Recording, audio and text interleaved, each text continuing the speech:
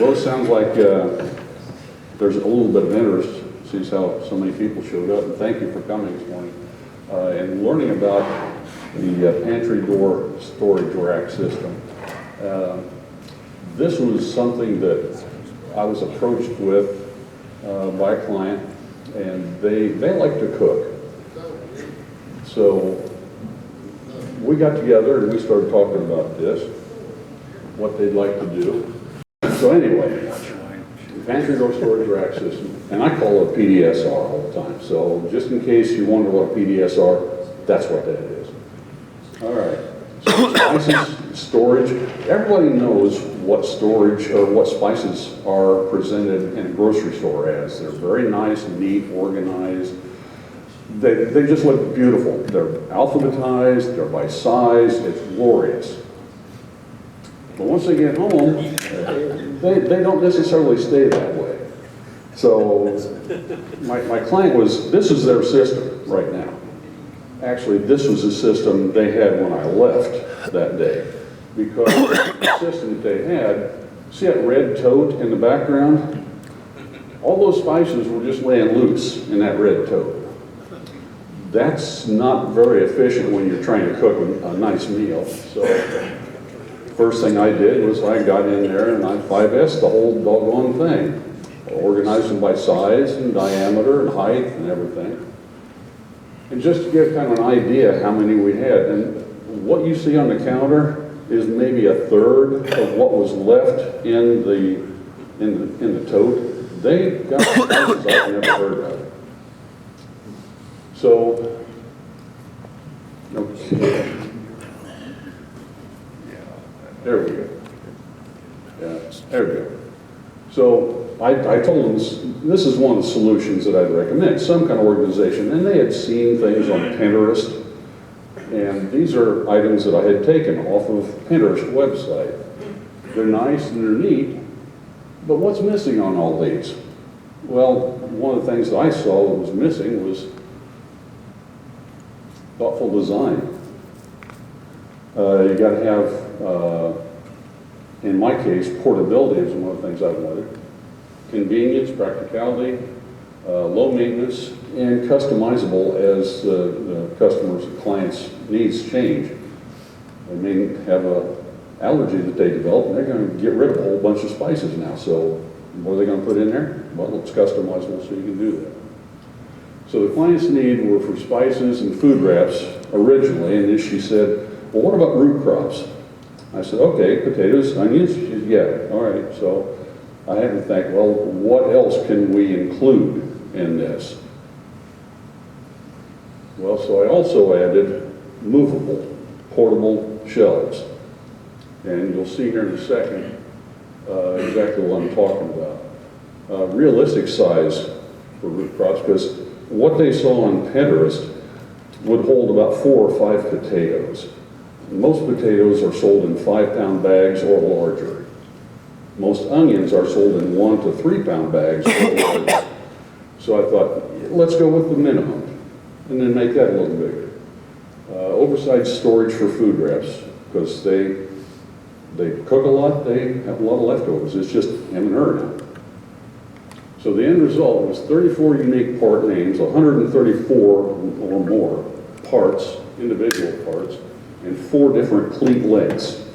Now, you'll hear me talk about cleats a lot here, and I used a French cleat system. Pass that down the aisle, and you'll notice on each one of these that there's a 45 on one side or one edge, and an opposite side there's a roundover. And if you look really closely at that 45, you'll see that where the point is supposed to be, it's actually been flattened off. And the reason I did that is I found out during the test gluing that if you just glue the cleats on the back, that's no good, because glue will build up in these edges between this piece and this piece, and you got to do something. So came up with a little tool to get down in there and get that out of there. I didn't do it on this one. So you'll see what was coming, what the problem was.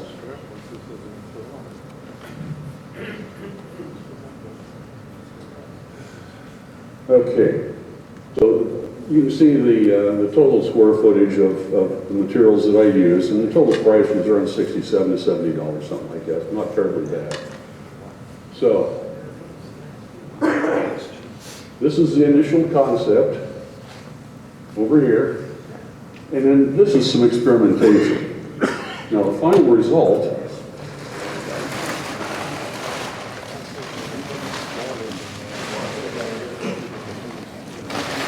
is that. And one of the things that my wife told me is that I had originally designed these to be all the way across. My wife told me, you know, that's great, honey. I don't have a lot of counter room. How about you cut them in half lengthwise, and then I can take it to the stove and set it down, use the spices, and then take it back. All right, well, my wife married me, so I know she's smart. Right? This is recording. So anyway, I thought, that's a good idea, so I'll incorporate that. So, along with that, we've incorporated some other ideas. But I guess one of the things I want to show you is I tend to over-engineer everything. Nobody else has that problem right now. Yeah, okay. Anyway, there's two pieces of plywood put together with a 90 up there. That's the joinery system I used here. Just rabbits and dados, basically. And glue, of course. But one of the other things that I did for them was to make this bin so that there's 3 separate compartments in this bin. And we can make it so that it's 1/3, 2/3, 50-50, 2/3, 1/3, or 1. So it's customizable.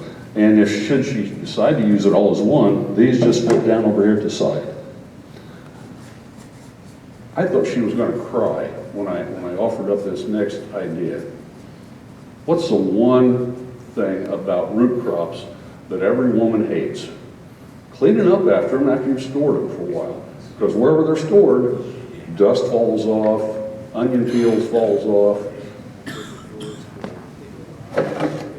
So there's a drawer at the bottom to empty the waste that falls off the potatoes and the root crops. So, like I said, she was just beside herself. And then this area over here is for wax paper and aluminum foil and things like that. So,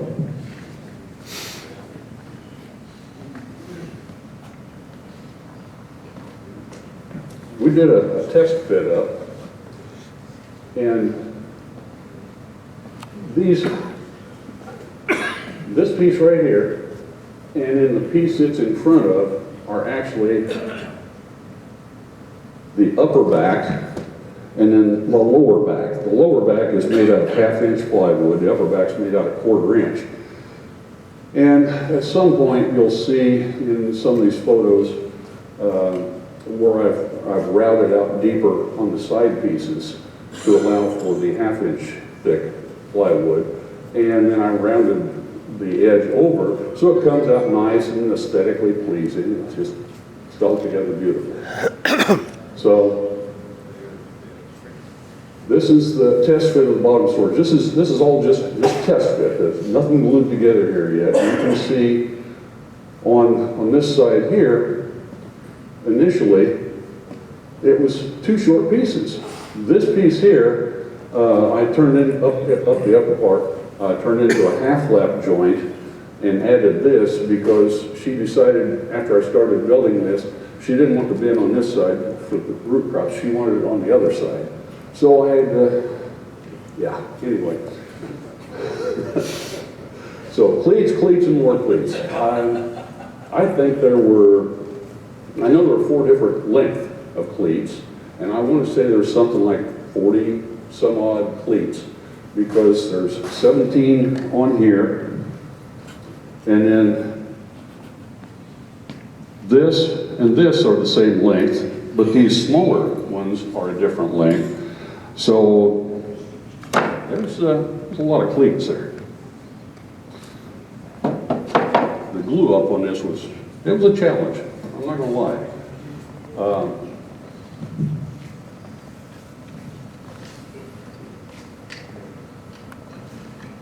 There we go. The glue up of the cleats.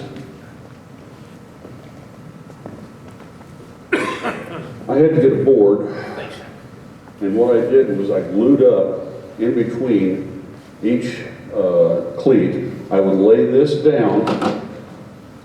After I had that nailed and glued down, I'd lay the next one down, I'd pencil around it, put my glue down on that, put my glue on the back of the cleat, put it down, butt it up against this, and then nail it down with the brad nailer.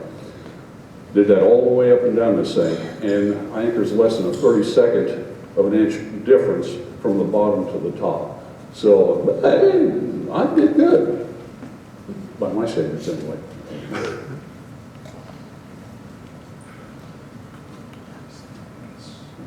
Okay, glue up. This is the first glue up. This is the bottom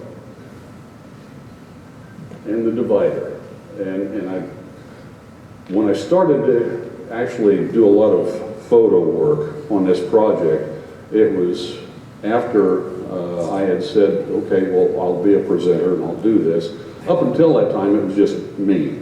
I didn't care, okay? So from here on out, there's a lot of photos detailing the design, or not the design, but certainly the glue up and everything else. So those dowels are just in there loose. They're not glued in there. But the divider that they're in and the base have already been glued in there. So the second glue up is the right side. That's the side closest to me. And that's the one that has the half lap joint in it. Now, also during this second glue up, the side, and then all the way up to the top, and you can see along the right-hand side as you're looking at it, there's a lot of clamps that goes all the way across. That's the top piece. That's the main hanging base. And then this piece here, that's just held with one clamp.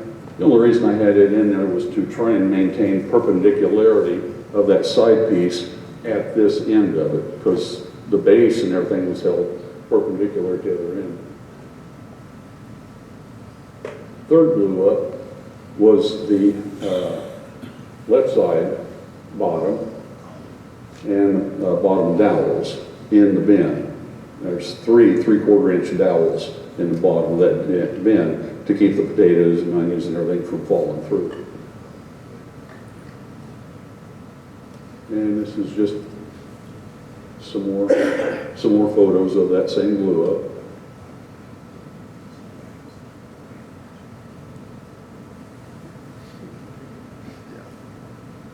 Now, the fourth glue up was the upper right-hand side as you're looking at it, and that inset portion which fits around the doorknob on the actual door of the pantry.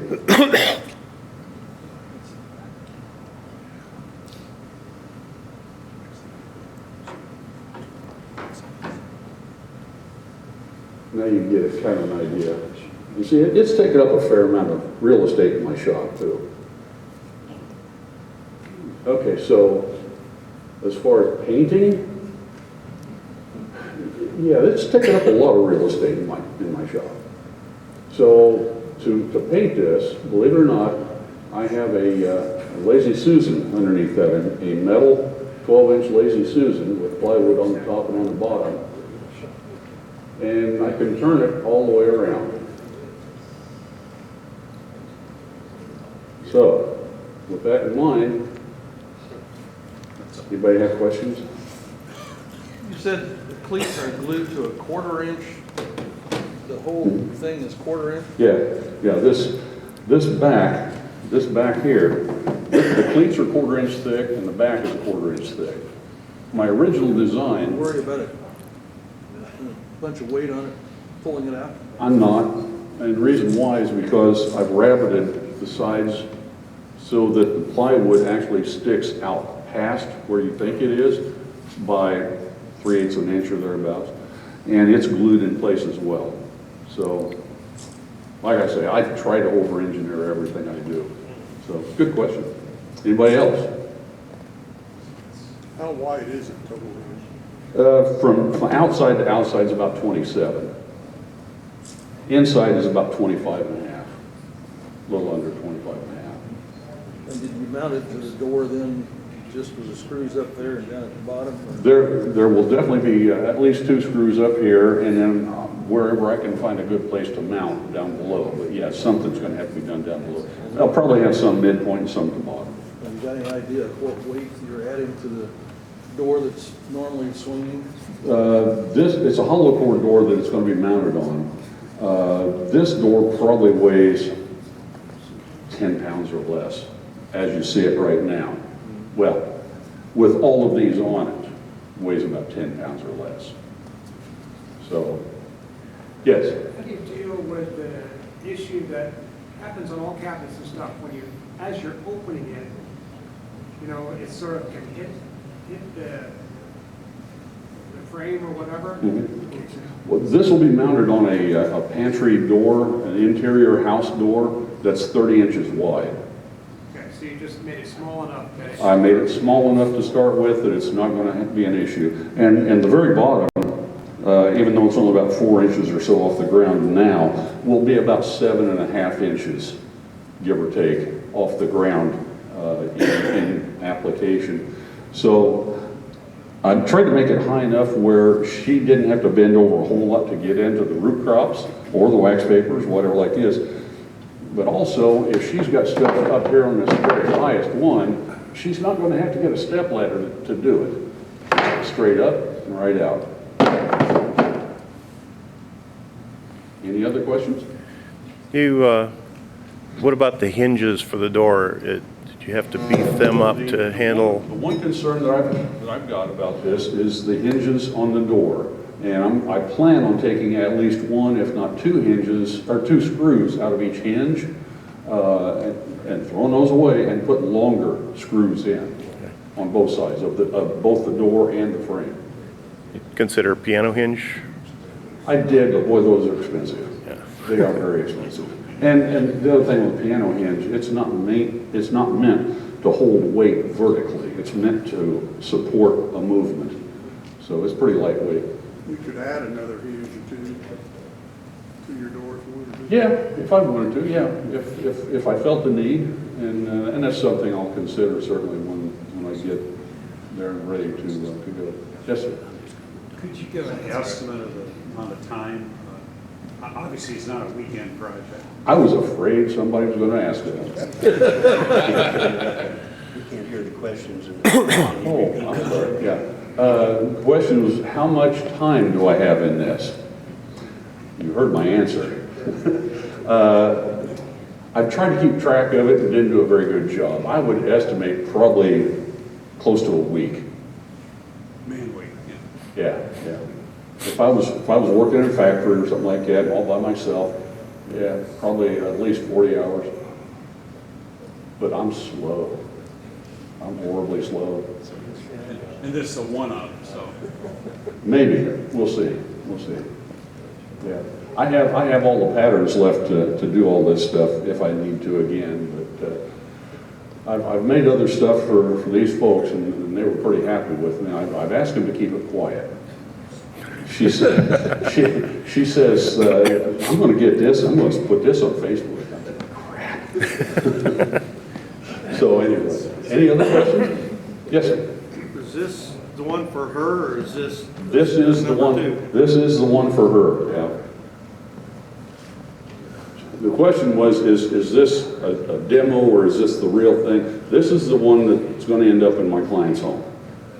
But I wanted to bring it in today unpainted so you guys could see all the warts and stuff like this, and we could talk about what should have been done differently or whatever like that.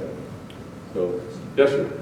I'm thinking about your idea. I don't have room for another door because I live in a condo, but putting the slats on the back of the cupboard door where our stuff is and then hang it that way, that hanging Yeah, idea, I thought was a good idea. Yeah, well, certainly, this idea, okay, he was talking about, he lives in a condo and he has limited room, can't add another door.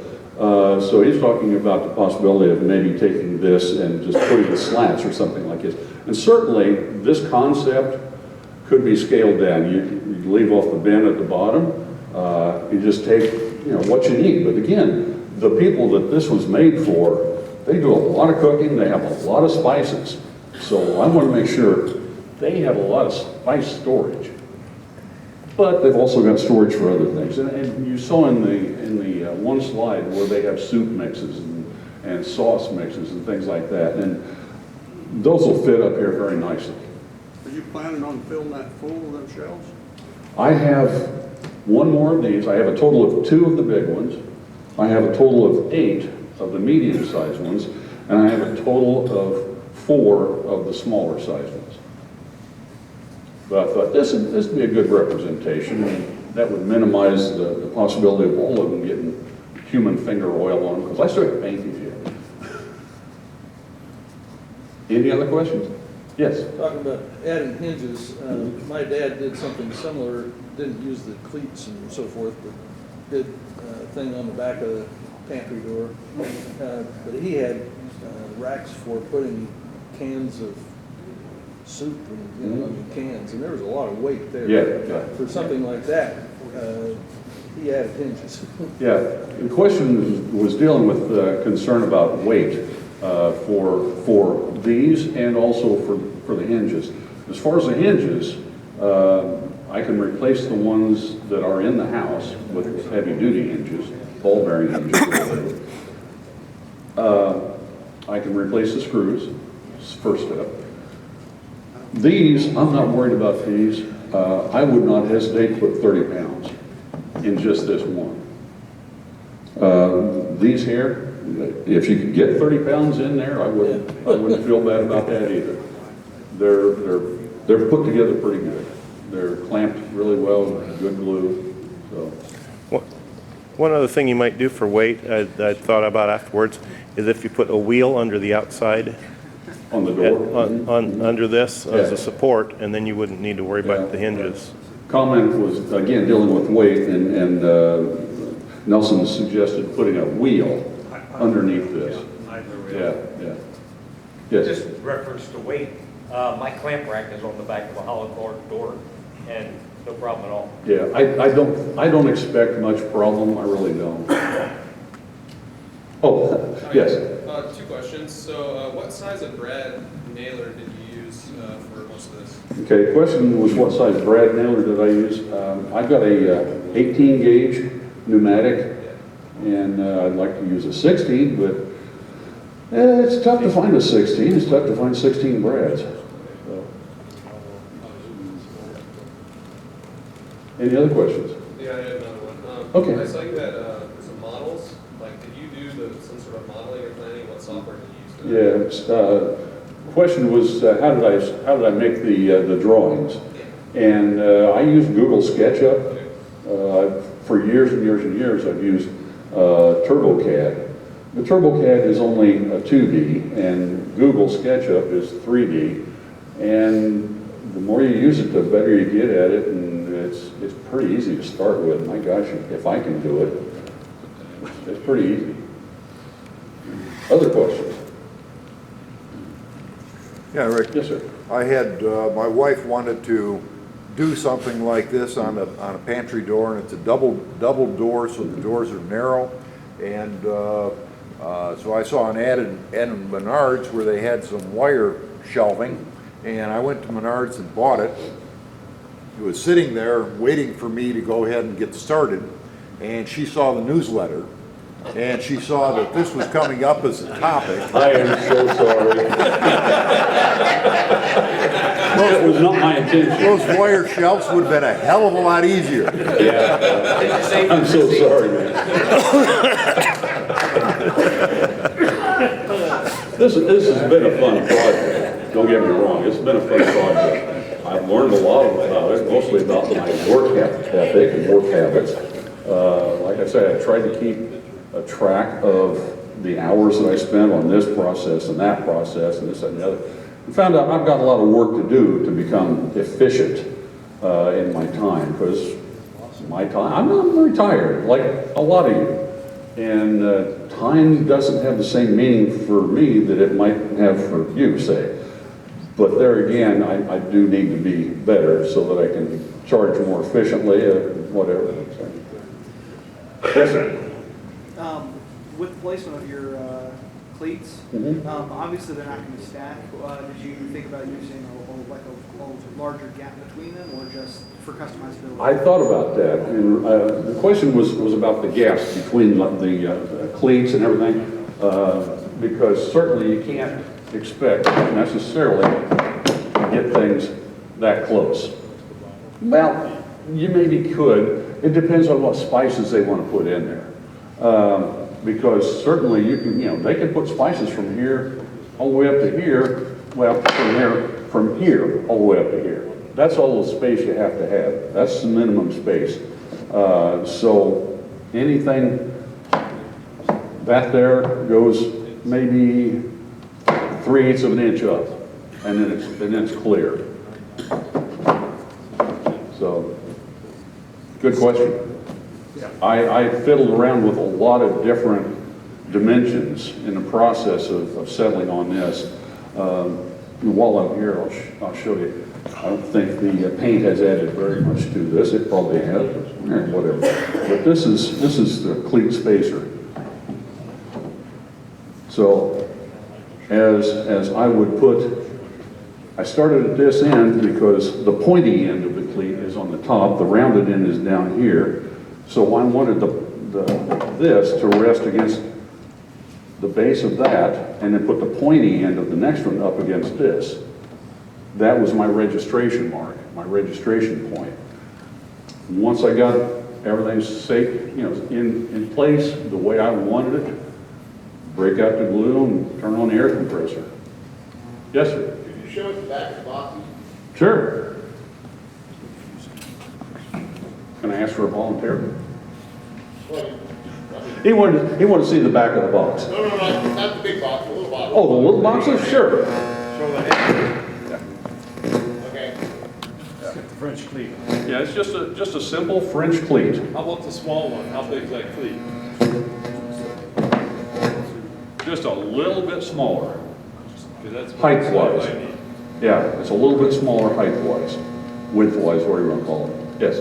The cleating system, if you go into retail department stores, you'll see that cleat system. I have a friend that used that system for his shop. He set that system up. It's very efficient to put your tools on this kind of thing. If you think that it's kind of expensive, it's like $100 for a 5x8 sheet of material. Right. Talking about the expense of a cleat kind of 4x8 sheet, which you can buy at Menards or Lowe's or Home Depot, and he was saying it's about $100, and they are very expensive. The other thing that I didn't necessarily like about that style of cleating is it is rectangular. Yeah. It is not, it's just an American cleat, or what, it's just a generic cleat. It's not a French cleat where it's on a 45 bias. So it actually wants it to nest up against the wall as tight as it can. So You can make those with 1x4s. Sure. And that's what I have in my shop. yeah. This is down and dirty. You can just put it up. Yeah. This is Yes. too.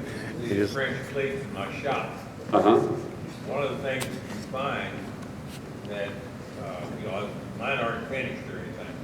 One of the things you find is when you go in there and try to pick them up, if they've been sitting there for any length of time, they're hard to get up. And so I would suggest the possibility of waxing those after you get everything painted. Wax the back of those cleats. Good idea. Drop out. Good idea. That way you can pick them up very easily. Yeah. What his comment was he's got French cleats in his shop. He's found out that things that sit on French cleats over a period of time, and you've probably heard them here, they stick a little bit. And he was suggesting maybe using wax on the inside here and on the inside here to make it come out a little easier. Do it after you paint it though. Oh, yeah. Yeah. His comment was, do it after you paint it. Oh, I wish I would have thought of that. Thousands of comedians, and we have them all here. And they all pay dues. Other questions? Well, I certainly thank you for your interest in this. John, what else we got here? Bill Race is gonna speak from all. Okay. You want this?